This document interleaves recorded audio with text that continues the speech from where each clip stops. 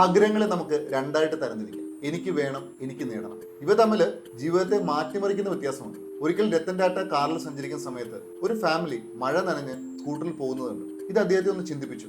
എന്തുകൊണ്ട് സാധാരണക്കാരനും അഫോർഡബിൾ ആവുന്ന ഒരു കാർ നിർമ്മിച്ചുകൂടാ? അദ്ദേഹത്തിന്റെ മനസ്സിലേക്ക് വന്നത് 1,00,000 രൂപയ്ക്ക് എങ്ങനെ ഒരു കാർ നിർമ്മിക്കാം എന്നതിനെ കുറിച്ചാണ്. അദ്ദേഹം ഈ ഒരു ആശയം അദ്ദേഹത്തിന്റെ ടീം അംഗങ്ങളുമായിട്ട് ഷെയർ ചെയ്തു. കുറച്ച് നാളുകൾക്ക് ശേഷം രത്തൻ ടാറ്റ അദ്ദേഹത്തിന്റെ ടീം അംഗങ്ങളുമായിട്ട് ഇതിനെക്കുറിച്ച് ഡിസ്കസ് ചെയ്തു. ആ സമയത്ത് അവരെല്ലാവരും ഒരേ സ്വരത്തിൽ അദ്ദേഹത്തോട് പറഞ്ഞു, 1,00,000 രൂപയ്ക്ക് ഒരിക്കലും ഒരു കാർ പോസിബിൾ അല്ല സർ. അതിനെ സമർത്ഥിക്കാനായിട്ട് നിരവധി കാരണങ്ങൾ ടീം അംഗങ്ങൾ അദ്ദേഹത്തിന് മുന്നിൽ നിരത്തി. ഇതെല്ലാം കേട്ടതിന് ശേഷം അദ്ദേഹം പറഞ്ഞു, ഇപ്പോൾ നിങ്ങൾ എന്നോട് പറഞ്ഞത് എങ്ങനെ ഈ ഒരു ആശയം പോസിബിൾ അല്ല എന്നതിനെ കുറിച്ചാണ്. എനിക്കറിയേണ്ടത് ഈ ഒരു ആശയം എങ്ങനെ നടപ്പിലാക്കാൻ പറ്റും എന്നതിനെ കുറിച്ചാണ്. നീണ്ട നാളത്തെ ചർച്ചയ്ക്ക് ശേഷം അദ്ദേഹത്തിന്റെ ചിന്താരീതിയും ടീം അംഗങ്ങളുടെ ചിന്താരീതിയും ഒരേ ദിശയിൽ വരികയും ആ ആഗ്രഹം സഫലമാകുകയും ചെയ്തു. അതാണ് നമ്മൾ ഇന്ന് കാണുന്ന ടാറ്റ നാനോ. എനിക്ക് വേണമെന്ന് ചിന്തിക്കുന്ന സമയത്ത് എന്റെ മുന്നിൽ ഒരു ചോദ്യം ഉയരും, എനിക്കത് സാധ്യമാണോ?